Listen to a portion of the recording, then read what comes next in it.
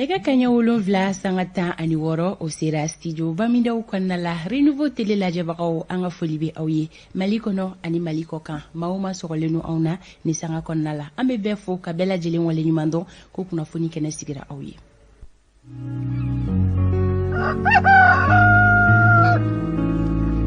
Tolika wili ke bagaw anga folibe awye aw bunu be no ka sira ko barake ro la ka ban aw sogole no renouveau la ami aw fo ka kenyani ako wakatu chuya isabla maw ka wakatu chuya te kilenyi munu fene be sogo awna sogo nawla dongodo ante senge ante nyina ambe folibe bili badi aw bela jelema biye tene dogo kundamne biye ola ami ala jeli ala ka ke semaine here la mai fembe talike renouveau sogo mara kuna fonina hakila jigila akene be sigi awye dogo kun kono chien duru kadamne tene katasi jumama ako kuna funyo kunfolo be fala nyoron kan renouveau jamakulu fe ka lasi awma keren yala renouveau matin lasi bagaw fe mimbato ako sika bok na sirila au ka clé journée konnala lamme baga jamakulu amana sigini kene kan kaka an aw fana ka folike sabula afana be soko awna kabili jamu kaindamne orola renouveau FM la me bagaw aw ni sogoma bino ma chama fana be no lu sogolenu awna ni sanga konnala bololo sira u fe keren yala an page Facebook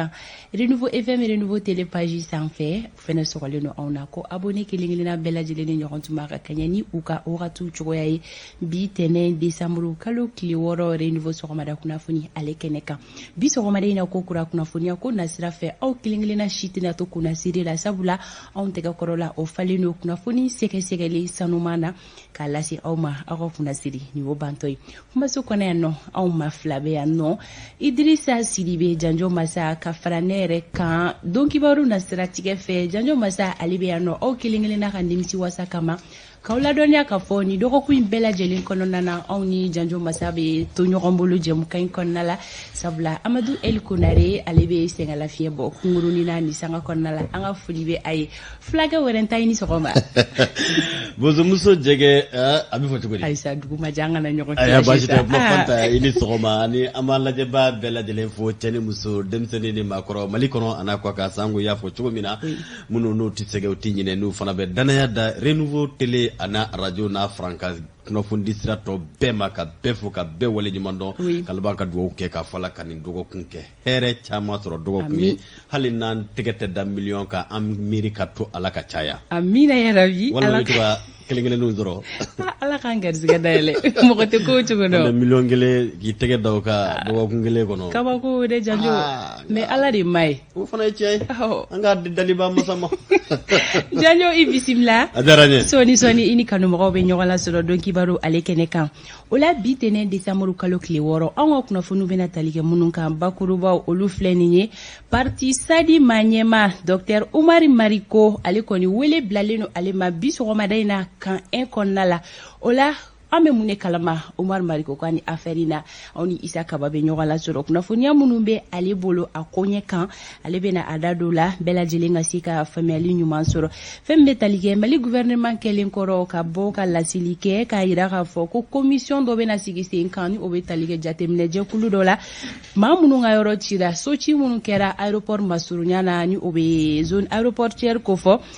femme talike mamunu yere nyangatay olu soro keren yala mamunu nga so cira aéroport masurunyana olu yere haklinata jume ni ko inkan amena pumadi sabula so cilen ko fe jakulu do sigira si inkan amna pumadi o collectifu maado mani o Abdul Salam Tugulay aleka boka mamunu nga yoro cira kolu haklinata ko di ama o fene ko fe ambitaka mali chamanche marabulu dolani o be talike banyangara anya ka fo wale ya chejudo o kera banyangara marabulu la keren yala kardo tumbontora do songo kataka banyangara sugula anya ka fo ma bambachu kontara bi ni karinka ana konona maw kanyanga tata ku bela jelen sekere ola amena weli bla madoma kaboni marabulu ko folina akasika on kuna fonia o ko fe on wadon foliduma alibe yanno kalasi aw masuri Ibrahim Diallo siraba kuna fonia olube alebolo Alexi Kalambiri be bisimla jem kan konnala ama son femi mabi o fene be yira awla kafara kuna fondi gafe munu bara bi tenen donya doko kundamne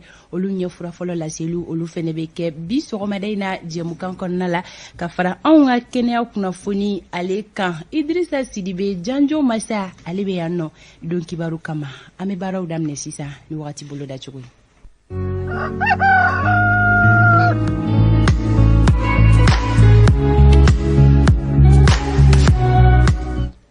sankolo ale be na jeya doni Mali marabolo kilingilena bela jelin konna la nga tawdin marabolo konna la ko nogo fitini o bena da kabala fonele fiye o bena ci Mali marabolo kilingilena bela jelin kono bi fem kon metalike Mali koron fe marabolo katase chamanche marabolo ma ina fola dala kula ko gele fitinu mena do uluka rojan fleli la kasibo ya ke gongoni rojan fleli madam ne kilometri duru kata bla shekin bonyonkula ola big ligan fe temperature kuma baw olu fle kaikaw olu tabi jo bisaba ani worola kulikoro ani sikaso olu tabi ke digere bisaba ani duruye seku kaw olu tabi jo bisaba ani nanina fokata si moptima tomboktu olu tabi jingana digere bisaba la gawo kaw olu tabi ke bisaba ani duruye kidal olu tabi ke bisaba ani fly menaka marabolo konnala big ligaina olu ka temperature kuma baw ke digere bisaba ani naniye tawdin kaw olu tabi jingana mugan sabala buguni olu tabi ke bisaba ani woroye kuchala ani kita olu tabi jo digere bisaba ani durula nyoro nara katasi duanzama ni marabolo saba konna la kligaina olu ka temperature kuma obeke digere bisaba ani sabaye sankaw olu tabi jo bisaba durula banyangara olu tabi ke digere bisaba ni nani joila kaw olu tabi ke bisaba ani woroye Bamako district konna la sankolo obena jeya funene fiye bena ci me afiye fanga koni otena na bonya kosobe yoro jan fleli ko hokum konna la gele afitinu menana do ala kasibo yake gongon bluni yoro jan fleli madam ne fo kilometri wolonvla katabla tambonyonkula kliga ina temperature kumaba obeke digiri bisaba ani duruye Bamako na lamini so komada ina kene chira nege kanye woro temeleni sanga binani ani kilenye klebe na bi nege kanye ta ani shekini otemenani sanga nani wakati bolola chweni nye bitenen so koma kadi awma akunye malidin kilingile na kasika tanabla do kadam ne kai katabla fotawde ni ko alaga bikle heredi ambela jilima amedo don kibaru ale konnala sa Idrissa Sidibe janjo masa alega yamaru ya konnala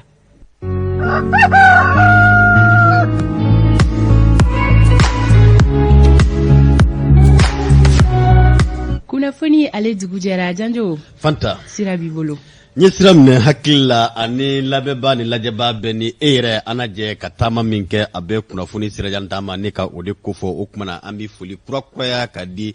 Renouveau Télé filɛba cɛ n'a muso bɛɛ lajɛlen ma anw ka dugutigilakaw ka foli an b'a daminɛ ni o y'an ka diinɛ maa ɲɛmaw fɔ ka se kulu maa ɲɛmaw bɛɛ lajɛlen ma k'a sɔrɔ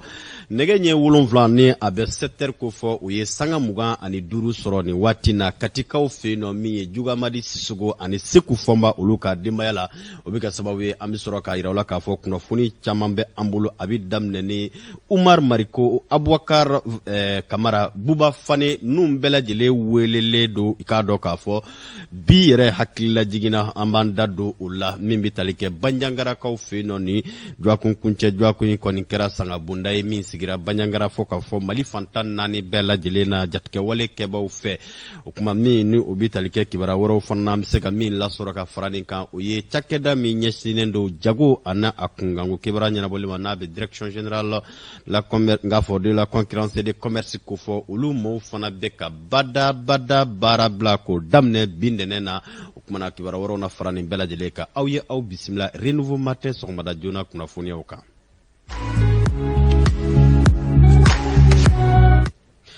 I n'a fɔ an y'a fɔ aw ye cogo min na Dr Umar Mariko Parti Sadi ma ɲɛma député kɔrɔ Umar Mariko ani ka se Abubakar Kamara ma Buba Fane ninnu bɛɛ lajɛlen kɔni welele do bɔgɔ jɛnnen na hakilila jiginna k'a fɔ jalaki min ɲɛsin bɛ u ma o de ye ka nɛni jugu ni ka o kɛ bɔlɔlɔ sanfɛ o n'a sɔrɔ o kumana o bɛ a la ani dɔw fana bɛ yen nɔ o jalakilen do walila min bɛ k'a dɔn k'a fɔ kumana ka kantal kɛ ni k'a sɔrɔ yamaruya tɛ a bolo o dɔwɛrɛ bɛ yen min ni ale kɔni kantalen n'o ye nɛni kantalen ni k'olu fana bila bɔlɔlɔ sanfɛ ninnu ye jalakiw ye bolongɛnden ɲɛsin bɛ minnu ma ni ɲinini kɛbaw ni o bɛ tali kɛ kumana procureur min bɛ commune 4 kunna ale kɔni ye kumana ni ka ɲinini ka u yamaruya di walasa a ka sɛgɛsɛgɛliw baaraw ka kɛ hali n'a sɔrɔ procureur Ture yɛrɛ kɔni bɛ i k'a dɔn k'a fɔ sɛgɛnnafiɲɛ bɔ la maa min bɛ ka a nɔrɔ bila n'o y'a ka substitut du procureur ye n'a bɛ tunkara ko fɔ o kumana ma bɛ se k'a fɔ ni maa saba min n'o ye Umar Mariko ye ale kɔni kɔni welelen do a makɔnɔnen do bi kan 1 kɔnɔna na ka sababu kɛ mun ye k'a fɔ a kɔni ye k'a dɔ kuma bɛnbali dɔ fɔcogo wɛrɛ la nɛni jugu dɔ k'olu ta k'o ɲɛsin jamana yɛrɛ gouvernement ɲɛmaa ma n'a bɛ Dr Shogel Kukala Mayiga kofɔ u bɛ ale wele kun ni ka u kofɔ Abubakar Kamara ale fana jalaki ɲɛsin bɛ a ma sɛgɛsɛgɛliw kɛlen kɔ k'a fɔ a ye kanta kɛ kumana kuma min ni u yamariya ma di a ma o kumana o kantan fana ale fana welen bɛ o ko la min bɛ tali kɛ Buba Fanena o kuma ko ale fana kɛra sababu ye ni ka o nɛni kofɔlen n'o kantalen minnu n'u k'o filɛ k'olu bila bɔlɔlɔ sanfɛ maa saba wele kun saba ani k'a dɔ jalaki saba u ɲɛsin bɛ u ma n'a sɔrɔ Umar Mariko ni Abubakar Kamara olu makɔnɔnen do kan 1 na bi sɔgɔma in na ntɛnɛn n'o bɛ décembre kalo tile 6 kofɔ san 2021 min bɛ tali kɛ Buba Fanena ale kɔni bɛ bɛrɛla i n'a fɔ kibaruyaw dira an ma cogo min na. Kunnafoniko nasiraw la an bɛ aw ladɔnniya k'a fɔ min bɛ tali kɛ Gawukaw olu fɛ yen nɔ Gawo hakilila jiginna MINUSMA jabala min bɛ Gawo an bɛ aw ladɔnniya k'a fɔ mugu pɛrɛnta dɔ kɔni k'a dɔn ko olu kɔni wale kɛra kari tɛmɛnen Gawo MINUSMA hakili kumana kɛrɛnkɛrɛnna Gawukaw olu fɛ yen nɔ a kɛra sababu ye ni ka magoɲɛminɛw caman k'olu kɔni sɛbɛ kɔrɔ tiɲɛ kosɛbɛ nin kunnafoniya dira i k'a dɔn Faransi kunnafonidi sira min n'u b'a fɔ ma ko AFP a yirala k'a fɔ a wale in kɔni kɛra sababu ye ka degun caman ta ni ka ɲɛsin sigida in ma sanko kɛrɛnkɛrɛnnenya na MINUSMA jabala min bɛ Gawukaw olu fɛ yen nɔ kibaruyaw kɔni yirala k'a fɔ o kumana min bɛ tali kɛ ni mugu pɛrɛn in kɔni na ko a kɔni kɛra nin yɔrɔ kofɔlen na kɛrɛnkɛrɛnna Gawukaw olu fɛ yen. Kunnafoniya ko nasiraw la i n'a fɔ bakurubaw la an y'a yira o la cogo min na Bandiagara malabolo n'a bi Bandiagara region kofɔ o kumana maa minnu ni olu ye jatigɛwale kɛbaw ye o kɔni ye dekunba ta ni ka ɲɛsin k'a dɔn k'a fɔ nin sigida mɔgɔw ma dugu min n'a fɔ ma ko Songo o Songo kumana mobili min ni ale labɛnnen tun do ka i kunsi Bandiagara sugu yɛrɛ ma o kumana min bɛ tali kɛ maa minnu n'u ma kɛ maa lasugu dɔnniw ye maa marifatigiw o kumana jatigɛwale kɛbaw olu kɔni kɛra sababu ye ka nin mobili ni ka a kunbɛn ka laban tuguni min bɛ tali kɛ maa minnu bɛ mobili in kɔnɔna na k'u bɛɛ lajɛlen bɔnɛ u ni na maa 73 k'a dɔn musolakaw ni denmisɛnnakaw ka ca mun na kosɛbɛ o waati min na kibaruyaw kɔni ye k'a dɔn Mopti marabolo ni ka o lasɔrɔ maa minnu n'u bɛ tali kɛ n k'a fɔ Bandiagara gouverneur n'a ka jamakulu wulila ni ka se nin wale cɛjugu in kɛyɔrɔ la o kumana ka kibaruyaw kɔni ni ka k'a dɔn o ɲini o ka laban ka kibaruya caman ɲini o ko kɔnɔna na nin wale in kɛra sababu ye min bɛ tali kɛ maa caman na ka dusumakasa ni k'o lase k'a dɔn jamanadenw olu ma an b'a yira o la k'a fɔ min bɛ tali kɛ gouverneur min bɛ nin sigida in kɔnɔna na ni a bɛ Bandiagara o kofɔ k'a dɔn ale n'a ka délégation kɔni wulila ka se nin yɔrɔ kofɔlen na anw ka lasigiden min bɛ Mopti marabolo kɔnɔna na Musa Tarawele ale ye ɲinini dɔ kɛ ni kibaruyaw kan ka ɲɛmada o fɛ. Wagati min na u ye mugu ci mobili bolila la mobili jɔlen kɔfɛ u ye tasuma bila mobili in na k'a to pasager caman tun bɛ mobili in kɔnɔ waleya min ni a kɛra sababu ye ka maa caman bɔnɛ a nin na jateminɛw la minnu ka ca ni maa 30 ye olu cɛla ni dɔw jenina ka sisi ani maa caman wɛrɛ banana nin sibiridonya in na ka bɛn novembre kalo tile 4 ma san 2021 Bandiagara marabolo ɲɛmɔgɔ ale kɔni wulila ka t'i ɲɛ jɔ nin ko in kɛyɔrɔ la ka tila ka taga Songo dugu kɔnɔ walasa ka taa sangafo kɛ Mali gouvernement tɔgɔ la ani ka basigi kumaw fɔ sigidala mɔgɔw. An mana fɛn fɛn fɔ a juba la mais an bɛ prepare kelen na fɔ ɲɛna k'a fɔ k'an y'an to yen k'an hakili t'a la k'aw tɛ maliyɛn ayi o tɛ ni mɔgɔ se tɛ fɛn fɛn na dɔrɔn i se t'o la tɛ mɔgɔ i se tɛ fɛn min na waati min na i se t'o la mais o kɔrɔ tɛ k'a fɔ an ɲinɛna kɔ an hakili b'aw la hali fɛn min t'a ka dugu ye dugu wɛrɛ Mali dugu bɛɛ an hakili b'a bɛɛ la gouvernement yɛrɛ fana ka kunnasiri de don. K'a dɔn ka fɔ nin waleya min kɛlen filɛ nin ale kɛra waleya caman wɛrɛ kɔfɛ wa a kɛra k'a to dɔgɔkun jan tɛmɛnen ka bɛn ni novembre kalo tile 12 ye san 2021 Bandiagarakaw kun bɔra ka taama u ka nisɔngoya yira ka bɛn ni lakanabaliya y'u ka marabolo kɔnɔna na wa nin waleya in kɛra juma kelen min na o y'a sɔrɔ jenekaw fɛ yen nɔ ale ni Moptikaw fɛ yen nɔ minisiri min ka baara ɲɛsinnen don lakana kɔɲɔw ma ale tun bɛ ka lakana cakɛda bon dɔw kurumu kari nin waleya min fana kɛlen filɛ nin kɛra waleya caman wɛrɛw kɔfɛ minnu bɛ hakili jigin kɛ Bulkesi ale ni Ogosagu 1 ani 2 la waleya minnu filɛ nin a kɛlen don ka adamadenya yiriwali siraw bɛɛ lajɛlen taranki ni marabolo kofɔlen na ko dun k'a to tigɛnɛw bilaw kun kɛra maramafɛntigiw ani sigida mɔgɔw dɔw ni ɲɔgɔn cɛ nka bi a bɛna fɔ o waleya ninnu si tɛ ka baara wa k'a to basigibaliya ale ɲɔ ɲɛlen don kosɛbɛ camancɛ bolo fɛ kɛrɛnkɛrɛnnenya la Bandiagara marabolo kɔnɔ. ni wale in kungango kibarala halibi no ye bingani wale min tara ka nyeshi sigida mauma hakila jigina songo ani banyangara che na kara ikado ka fo de kumbai ye ukumana ma chamambe ne ka bella jelen koni bla ikado sangabu du konnana o kibara kelen hukumu konnana mayira la ka fo kulmi nu kama ko mouvement de ngafo plateforme de mouvement de plateau dogon olu munu ne olu fana sigiro benimbe bamokuma olu ye ikado kuna fundido nika oke hakila jigina gina dogo ere jabala la ya ira ka fo hakila mun ni gelamu ni wale mingo ni vlani ye udasira a bella jelema aniku ka ni songu ya nika oyira kren na marake bawni marake chugo ulula sango ka nyeshi lakana balia mi ni abeka ke banyangara malawlo konnana Usman Sagara ale tumbe ni kibara din keneka aye kibara munun la soranka nyamada ufe ma bisaba ani saba wala sudu na kunu sogona o ya sege ma fla ya fa ba ko kelma adama deum kini ko no ko julu et siga ma ko no mana on fla ya la kera ina ko ma bisaba ani saba ko na ma wona de je tobe musudi tobe diundi demu be ko ma segi nu be ko diundi o ma hinawla ka be dondo na ka be ko sigaba mun de ba to halibi ni srenka fale de ke cheno de ke atila moti mina otike foi tibula ama yɛrɛ ɲininka fanga tigilamɔgɔw fɛ dɛ mun de bɛ yen u ka tiɲɛ fɔ an ɲɛna n'u dɛsɛlen don fana u ka tiɲɛ fɔ an ɲɛna an ka dɔgɔtɔrɔw bɛ yen an dalen don la an y'a f'u ɲɛna n'u tɛ se u ka dɔgɔtɔrɔ fara o kan wa o kelen tɛ se dɛ o kelen tɛ se an bɛ sigi a f'u ka dɔgɔtɔrɔ de fara o kan. Doso patron fo kulu faso de la kana ko be armée ko be république ko sont les républicains mumu badi o kan no fa o kan bu dem aw tese mun be se ata to ba baaki alaban ni doso bora uni maju ni wonje atijale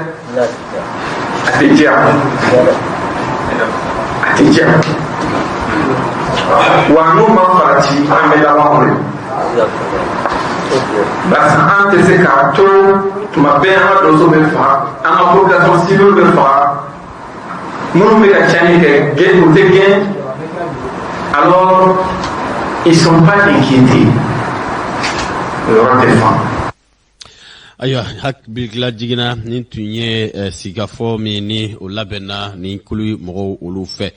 kuna foniko nasira ola amba ira ola ka fo sira mimbe bo gurmara ruso ne ka ikunsi goshi fanama sango krenkren wa fo mako tina alata o yoro in ko fole in ko funana mimbe talika on ka famo fanana ulu koniye ka do ka fo wale jo nika manaka o kumbe no ye bingani wale ye munukun labena ka nyishi anka ulu masri tabaw uluma hakila jigina yoro ko fole na ni operation maliko o kumana o baraka ba munun beno kumana mununu ulu ye jatke wale kabaw ye ulu kon kunye ngani ata ka bingani wale ta ka nyeshi anka ulu masri tabaw ulu makabe juma do ere ma décembre kalo kle saba samba fla ani mugani kele nege nyeta ani saba o watu la kabo grumararu sonika ikunshi goshi ale ma krenkrenena yoromi ni abetina alabet ngafotina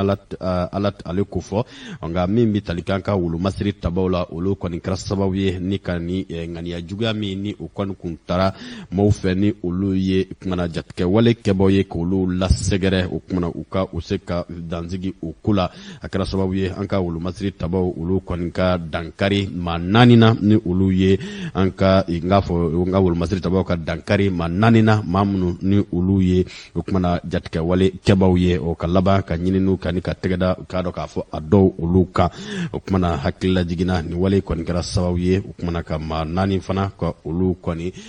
joki anka ulu masiri tabaw ulu fanfe walasa ka kunnafoniya ko tɔ halibi ka taama a nɔfɛ nin fana ye kibaruya ye an b'a yira o la k'a fɔ min ni o ye jamata mobili dɔ ye min tun bɛ ka bɔ Niger ni ka i kunsi an sɔngo o fana ma an bɛ aw ladɔnniya k'a fɔ dugu min ni i k'a dɔn kɛrɛnkɛrɛn marabolo la n'a bi bura marabolo kofɔ yanni u ka se an sɔngo kilomɛtɛrɛ 30 bonyango bingani wale dɔ fana tara ka ɲɛsin nin mobili kofɔlen ale ma ni ale ye jamata mobili ye bingani wale min ni o kɔntara ka ɲɛsin n k'a fɔ a yɛrɛ kɔni ye sirabakan kasara fɔ cogo wɛrɛ hakili ɲini a ye sirabakan kasara sɔrɔ sirabakan kasara min kɛra sababu ye o kumana maa 6 ka olu kɔni joki nka a yirala k'a fɔ min bɛ tali kɛ nin mobili kofɔlen na n'a tun bɛ ka bɔ Niger ni ka i kunsin an sɔngo ma yan'a ka se an sɔngo kilomɛtɛrɛ 30 ni a ye sirabakan kasara sɔrɔ kumana ko boli ko jugu kɔni ye k'a dɔn a wale i k'a dɔn a bugunatigɛ i n'a fɔ ɲinini kunfɔlɔ y'a yira cogo min na ko nin wale yɛrɛ kɛra yɔrɔ la yɔrɔ min ni ani dugumanja n'a bi fa kofɔ nka jɔrɔ kɔni kɛra min a bi n'a fɔ mobili in fana tun bɛ ka i k'a dɔn boli i k'a dɔn siran ye siran min n'a bɛ jatigɛ wale kɛbaw olu ka siran kofɔ.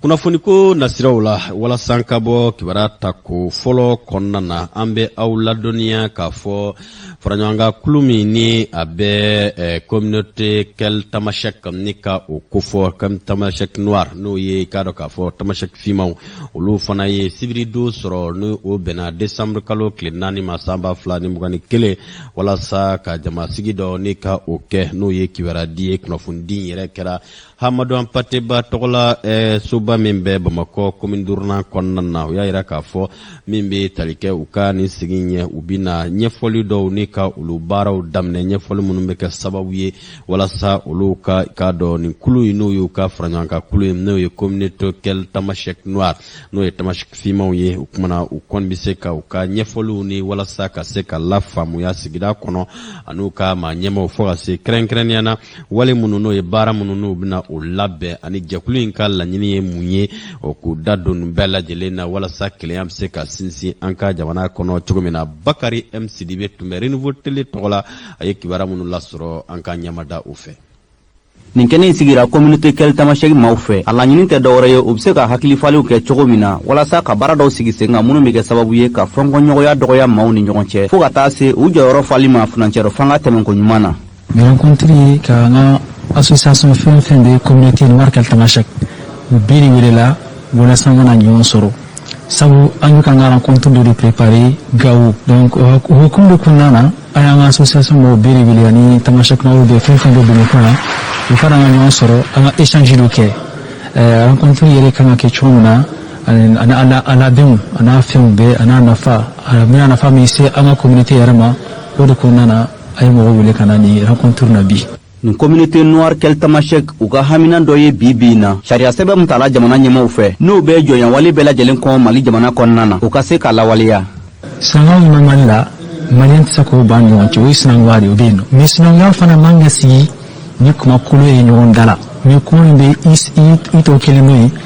i kɛ ɲɔgɔn kuma min b'a lebu walima kuma min man d'a ye min na ni kɛlɛ ye sinankunya man ka sinsin o ko kan a kana ɲɔgɔn essayer ka sɔbɛli kɛ e ye nin de min na ni kɛlɛ ye i n'a fɔ loi min fɔra